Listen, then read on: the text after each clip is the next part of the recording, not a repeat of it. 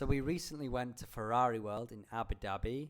It's in Yas Island in Abu Dhabi. It's got some other cool theme parks there as well. This is a place I've been wanting to go for a very long time.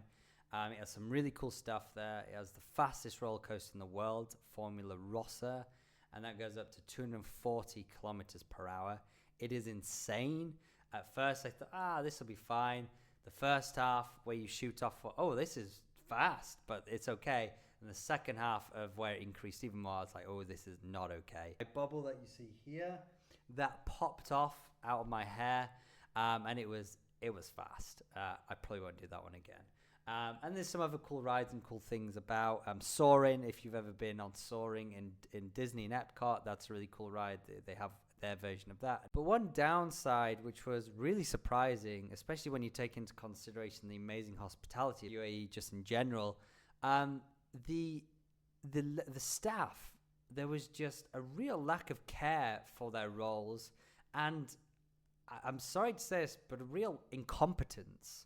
I mean, we were there for 5 hours and we got on 2 rides, and this isn't a big theme park. This is totally inside. We got there super early. We were stood at every ride ready to get on it, but it just took so long, and it shouldn't have. One of the rides, soaring, was a 5-minute wait. It took 45 minutes, and there was literally two sets of people that did the ride before us. But I don't know what was going on. They set off the ride like 3 times with no one on. I don't know what was going on. They didn't communicate anything. The person was just sort of flowing and just sort of floating about with no care. She kept on messing up the count of the queues. Everyone was doing it in a very inefficient manner.